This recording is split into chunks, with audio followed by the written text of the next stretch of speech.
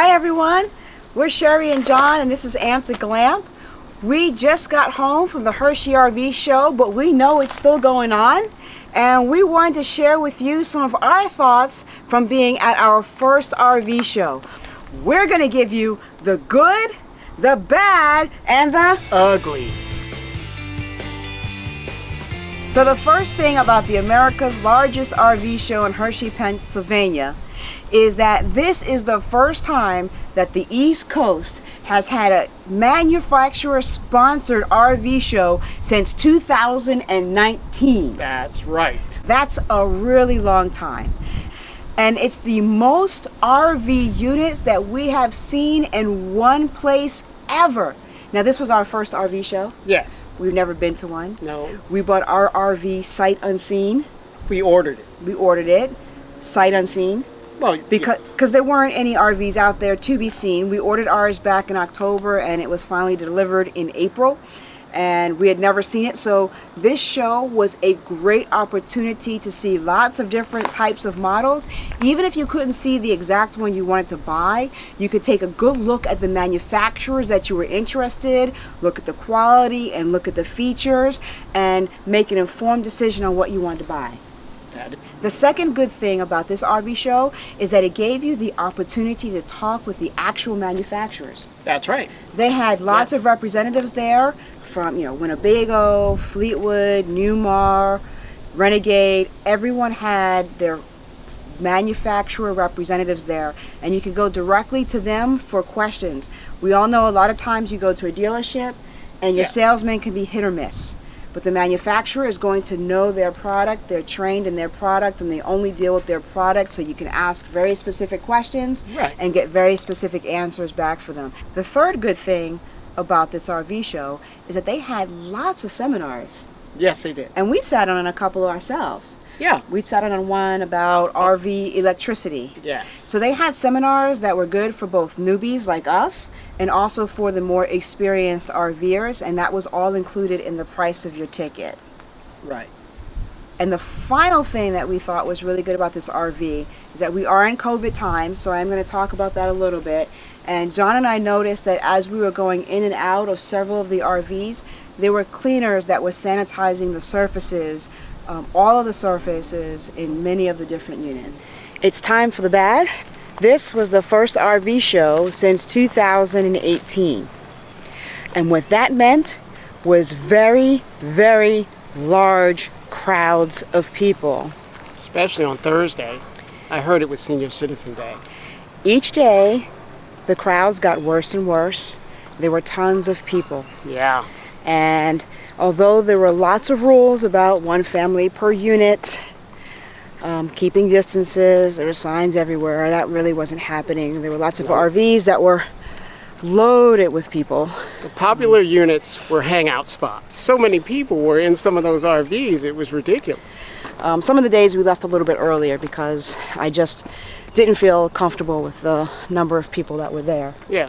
But I totally get it. I mean, it was an RV show. People want to get out. People want to do stuff. Yeah. People want to see stuff. So I am glad that so many people are interested in joining this community or continuing in the community.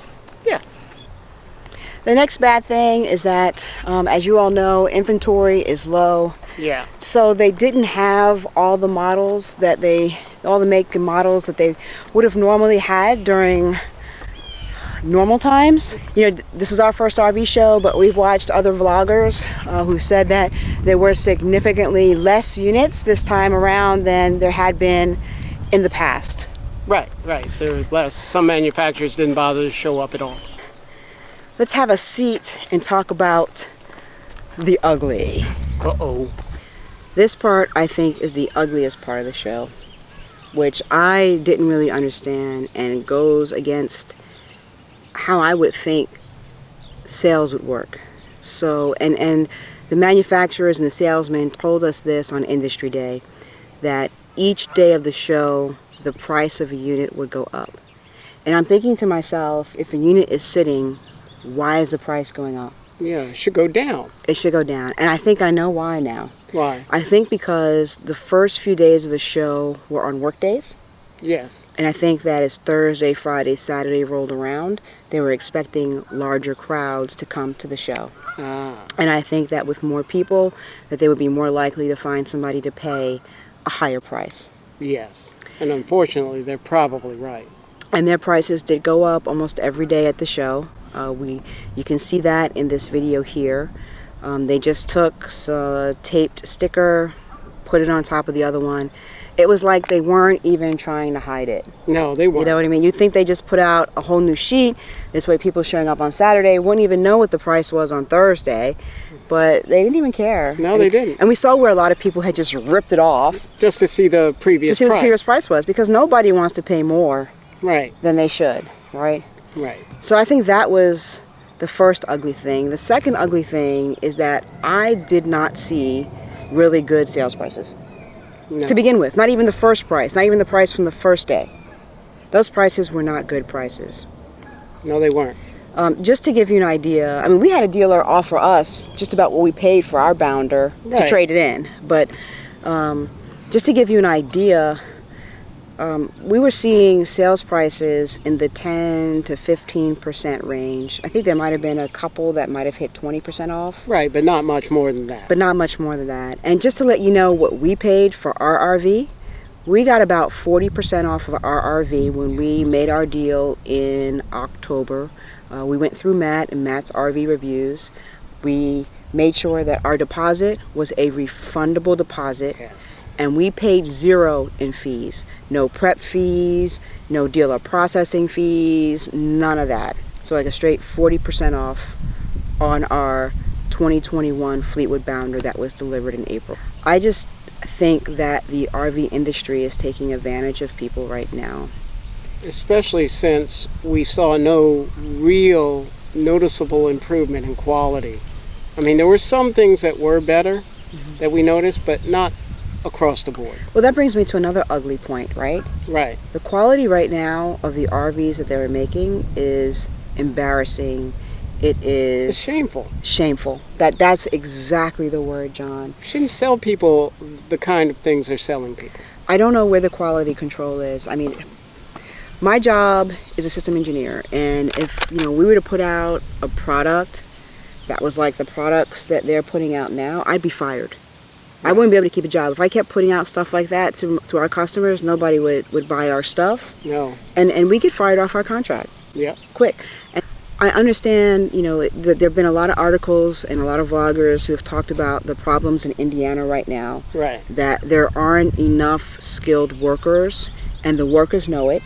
And so, there was a recent vlog that talked about how on a, Monday morning, the particular supervisor didn't know who was going to show up that day to work. Right. Because if a worker gets upset, they'll leave. Just go someplace else in Indiana. And, maybe that's a part of the problem. It's just that all the RV industry is so heavily focused in one area. But there are a lot of unskilled people building these RVs, and there isn't any quality control.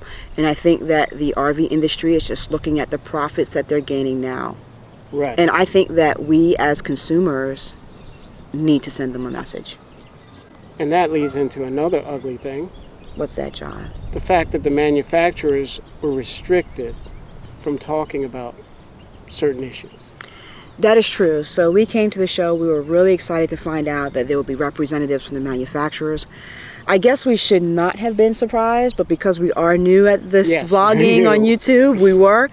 But when we went to talk to certain manufacturers, and it wasn't just one, No. we had to go through their lawyers. Right.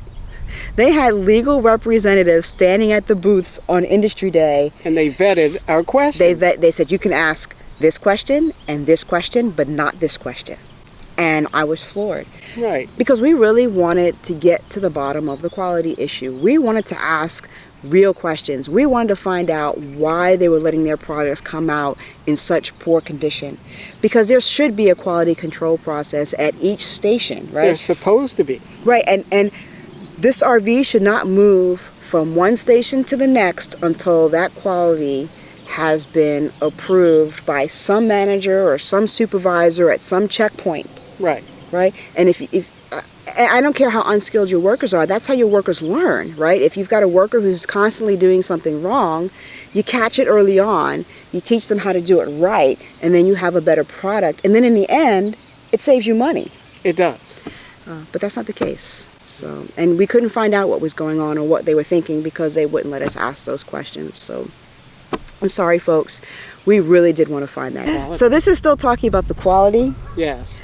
But it would have been, if it were my product, John, I would have been so embarrassed. I think they were. How many RVs did we go through with manufacturer representatives, and as they were showing us the RV, stuff broke? Several. I know. One was closed for quite a while they fixed a particular problem. It took them 3 hours to fix it. They had to lock it up and fix the problem. Yes. Because we found it as we were going through the RV, because as a part of our RV tours, we were looking at the fit and finish and the build quality, and we didn't find that one. Oh, he was demonstrating it. That's right. I'm sorry, I'm getting too excited about this. The manufacturer was demonstrating it, and it broke. Broke as he used it. And it took 3 hours. 3 hours for them to fix it. He broke it really well. He did a good job. I know. Then we were in another unit, and they opened up the cabinet that had the TV attached to it, and that fell apart. You couldn't close it again. No. It wouldn't latch anymore. It wouldn't latch anymore. I'd be really embarrassed. How can you do that and still be in business? Brand new units specifically designated for show, and they didn't work. And I think the only reason they're getting away with this is because of COVID, because people want to have another way to travel, and people are just desperate to get out and do things, and camping is a great way to do it. And I hate the fact that this is going to be their introduction to camping. Yes, it is. Yeah. That's why a lot of people are going to sell these in 6 months. I know. Okay, so we're sticking to the show. But I'm just going to let you guys know that we are putting out a video later this week about our experiences with our Fleetwood bounder and our trip to Fleetwood in Indiana to get some of those things fixed. So stay tuned for that. It should be coming out either Wednesday or Thursday of this week. Let's do our final thought. Okay. I hate to say this, because we love camping so much. It's brand new to us, and I wish I had started doing it sooner. Yes. But now is not the time to buy. No, it's not. Prices, their sale prices are inflated over last year's prices. Even if you buy used, I mean, we've gotten offers on our bounder used, and we have about 7,500 miles on it. Something like that. For more than what we paid for it. Yes. Because people are that desperate to get into RVing.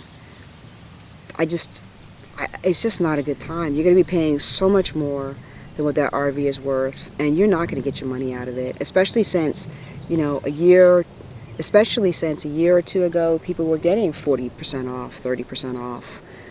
That was a normal thing. So, but I won't tell you not to buy. I don't think it's a good idea, but you have to kind of balance it out. Right? Nobody's guaranteed forever. Yes. Nobody's guaranteed tomorrow. Nobody's guaranteed a year from now. And you hear a lot of stories about people who put things off, right, and they never make it to that time period. So, I mean, I guess what I'm saying is, if you really want to do it, just go into it knowing what you're getting into. Right. Right? Get something that's affordable to you, understanding the risk that you're taking with losing the value. Just knowing you're going to be in the hole. Right. On it. And if you're planning to keep your unit for a long, long time, then it may never matter, right? It may not matter. And if it's a dream that you've had and you're about ready to retire and it's what you want to do, go ahead and do it. Go for it, yes. Yeah, just understand what you're getting into. As far as John and I, we at some point would like to have a diesel pusher. Yeah, but now is not the time to get that. I think we're going to wait about 2 years. Yeah. I think that, this will all resolve itself as everyone becomes more accustomed to living with COVID, because I think it's something we're going to be living with for a while. Yeah, we will be. And I think that things will adjust a little bit, and the prices will hopefully normalize. I hope. Yeah. Okay, well, sorry to end on such a downer. I know, right? I don't want to, but we felt that we needed to share this. For those of you still at the Hershey show, have a great time. We had a blast. We It was so did. much fun seeing all those RVs that I've never seen that many before in my life. And seeing a lot of you out there, our fans. I can't believe I'm saying fans. I am so humbled by all the people that we met. It's amazing. Not just our viewers, but other YouTubers. And They've I gotta been tell great. you, if you guys haven't seen Endless RV, Yes. go see them. They are fantastic people in person. They're just Yep. wonderful, wonderful people. We'll put a link down below, right? Yeah. Yeah. And also tune in to Switch It Up. They were really nice folks. Oh, they as were well. wonderful. They were wonderful. Everyone in this community, we love the RVing community. We do. It's just an awesome. We've just Everyone's had so been much so fun. friendly. I know, right? Everyone is friendly. Everyone, when you have a problem, people just volunteer to help and give you stuff, and it's just amazing. Look, you guys even have John talking, you know? Oh no. He's usually the quiet one. Mm, No, John. All right, I'm folks. talking too much. We're signing off. Stay tuned. We have a lot more tours of RVs that we did with the Hershey show. We'll probably be showing them for the next 2 to 3 weeks. Oh my gosh. We yes. do our own editing Yes, it takes a while. after work, before work. We have real jobs. Yes.